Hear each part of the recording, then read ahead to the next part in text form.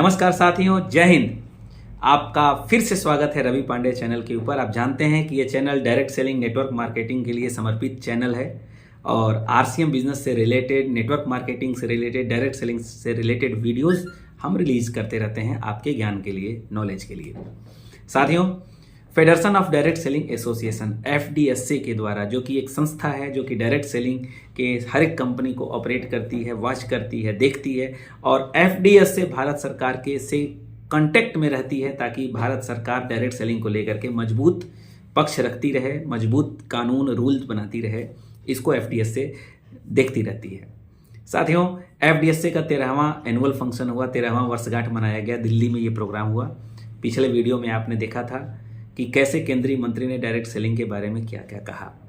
इस वीडियो में एक और FDSA के द्वारा दिया गया एक वीडियो क्लिप आपके बीच में मैं लेकर के आ रहा हूं, जिसमें हेम कुमार पांडे सर, जो कि पूर्व IAS अधिकारी हैं, जिन्होंने पहली बार डायरेक्ट सेलिंग को ध्यान से देखा और भारत सरकार में जब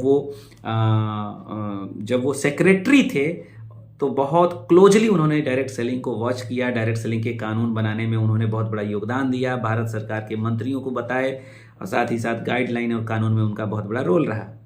तो आइए इस वीडियो में देखते हैं कि हेम कुमार पांडे सर इस 13वीं वर्षगांठ पर उन्होंने क्या कहा और कैसे उन्होंने भारत सरकार को डायरेक्ट सेलिंग के प्रति और मजबूत कदम बढ़ाने के लिए कहा। और निश्चित रूप से हेम कुमार पांडे सर का पूरा डायरेक्ट सेलिंग इंडस्ट्री शुक्रगुजार है और कृतज्ञ है कि हेम कुमार पांडे सर ने हम सभी डायरेक्ट सेलर्स के लिए इतना परिश्रम किए। और निश्चित रूप से ये दर्शाता है कि डायरेक्ट सेलिंग का भविष्य बहुत बहुत बहुत ब्राइट है। पढ़ लिख करके केवल नौकरी करना ही करियर बनाना नहीं होता। डायरेक्ट सेलिंग में अगर काम करके आप करियर बना रहे हैं तो ये भी अपने आने वाले कई पीढ़ियों के लिए आप काम कर रहे हैं।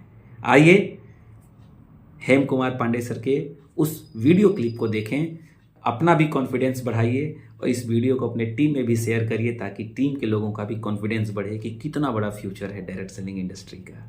Take care, bye bye. ध्यान से इस वीडियो को देखिएगा। जय हिंद।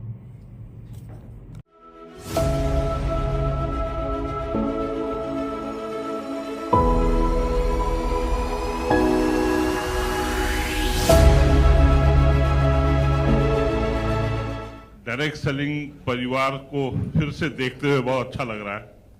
माननीय मंत्री यहाँ पर हैं।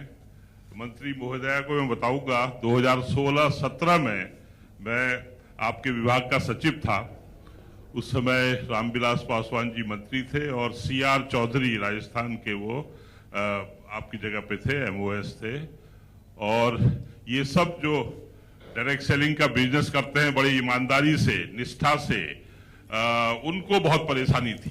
भारत सरकार का एक दूसरा नियम, वो अभी भी है वो नियम, उस नियम को अगर आप हटवा दें तो बड़ा अच्छा रहेगा।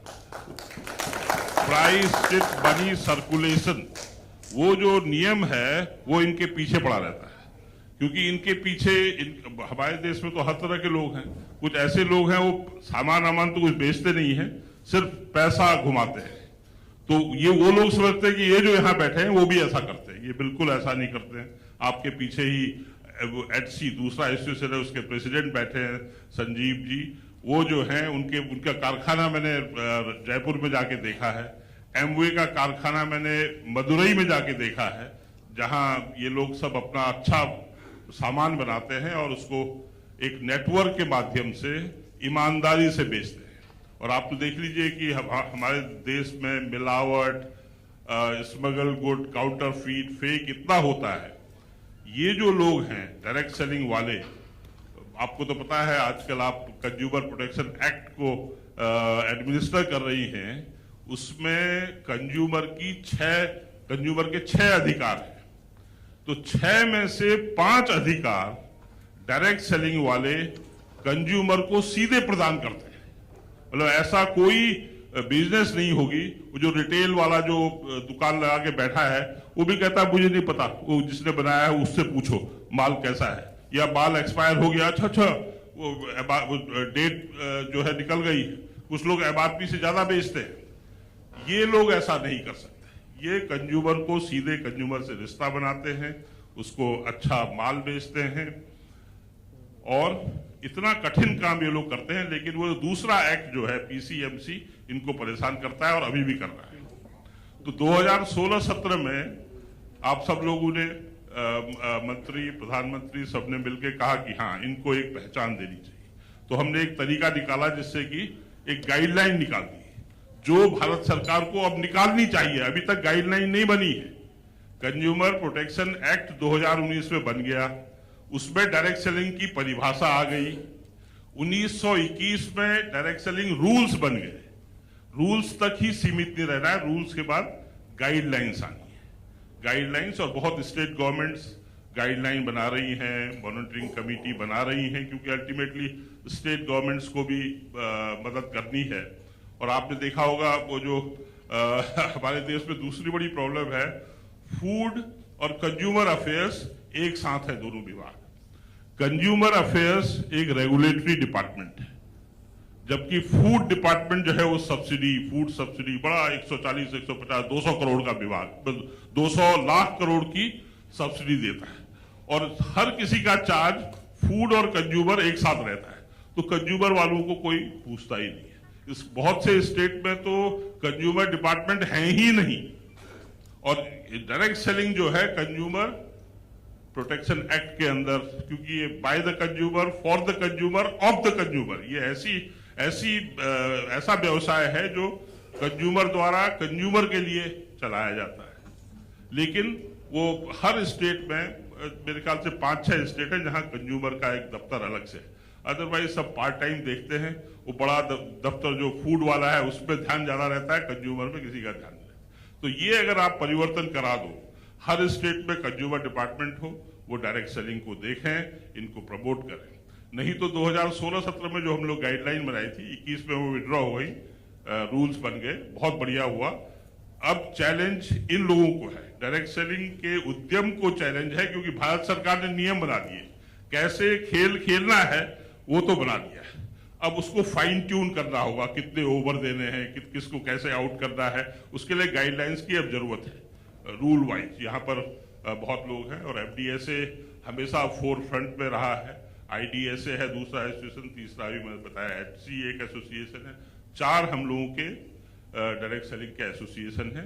लेकिन ये लोग सब संगठित हैं, और ये सरकार से सिर्फ यही कहते हैं कि हम अच्छा माल बेचते हैं, ईमानदारी से बेचते हैं, हमारी मदद कीजिए। ये इंडस्ट्री को मैं बार बार चैलेंज करता हूं। जब मैं सचिव था तब से आज ये करीब $2 बिलियन, करीब 15,000-16,000 करोड़ में अटकी पड़ी है। सुरेंद्र वत्स जी जानेंगे, बीच में थोड़ा सा ग्रोथ हुई तो 20,000 करोड़ से आगे हम नहीं बढ़ पा रहे हैं। अब नियम कानून सब हो गए हैं, तो बहुत मदद की जरूरत है। तो इस समय आप आई हैं, मेरे ख्याल से मैं दूसरी मंत्री को डायरेक्ट सेलिंग के फंक्शन में देख रहा हूं। एक बार बहुत पहले आईडीएसए के फंक्शन में आए थे एक मंत्री, और आज आप आ रही है, तो इनका सौभाग्य है, बहुत अच्छा है, और मेरे ख्याल से आप मदद करेंगी इनको आगे बढ़ने के लिए। तो आपके रहते हुए ये जो है 20,000 से 40,000 करोड़ पहुंच जाए तो मुझे बहुत अच्छा लगेगा। तो बहुत बहुत धन्यवाद। आप लोग सब मुझे बहुत सम्मान देते हैं, और मैं अब आपके परिवार का सदस्य हो गया। लेकिन डायरेक्ट सेलिंग में नहीं कर पाऊंगा क्योंकि बहुत कठिन है, वो मैं बार बार इनसे कहता हूँ। मेरे पास पेशेंस नहीं है, बड़ा धीरज का काम है ना। हम 10 लोगों के पास जाते हैं कि ये खरीद लो, नहीं। और अभी भी बड़ा इसका वो है कि नहीं, ये लोग तो जो है ज्यादा दाम लेते हैं, अच्छा माल नहीं देते। ऐसा नहीं है। अगर जो घुसता है अंदर, तो इसमें सरकार की मदद चाहिए। वो जो आपके एडवर्टीजमेंट, वो जो कंज्यूमर के ज्यादातर एडवर्टीजमेंट, जो भी आपका बजट है ज्यादातर वो कंज्यूमर एम्पावरमेंट में जाता है। उसमें थोड़ा सा डायरेक्ट सेलिंग के बारे में भी अगर कहा जाए, क्योंकि हमारे देश में इसका बहुत जरूरत है। एक तो इतनी ज्यादा यंग पॉपुलेशन है, और महिलाएं इसमें बहुत ज्यादा है। करीब 60-70% महिलाएं इसमें काम करती है, कुछ फुल टाइम, कुछ पार्ट टाइम। ये आंध्र प्रदेश इन पर्टिकुलर, आंध्र प्रदेश, तेलंगाना, जहाँ रेड्डी गारू आपके बगल में बैठे हैं, किशोर गारू, ये लोग सब जो हैं, आंध्र प्रदेश एंड तेलंगाना इसका बिल्कुल हब है। वहाँ महिलाएं बहुत एक्टिव हैं, लेकिन कभी कभी बीच में वो मनी सर्कुलेशन वाले आ जाते हैं, तो इनको बदनाम हो जाते हैं। तो इसमें सरकार की बहुत मदद की जरूरत है। सरकार ने ऑलरेडी नियम बना दिए हैं, और अब और गाइडलाइन बनते रहे, स्टेट में मॉनिटरिंग कमेटी जल्दी से बने और जो लोग ईमानदारी से काम कर रहे हैं उनका भला हो, ये मैं चाहता हूँ। शुभकामनाओं के साथ हैप्पी एनिवर्सरी। एक बार शायद 2 साल पहले मैं आया था, कल मेरा जन्मदिन था और आज एफडीएसए का जन्मदिन, मुझे याद है। धन्यवाद।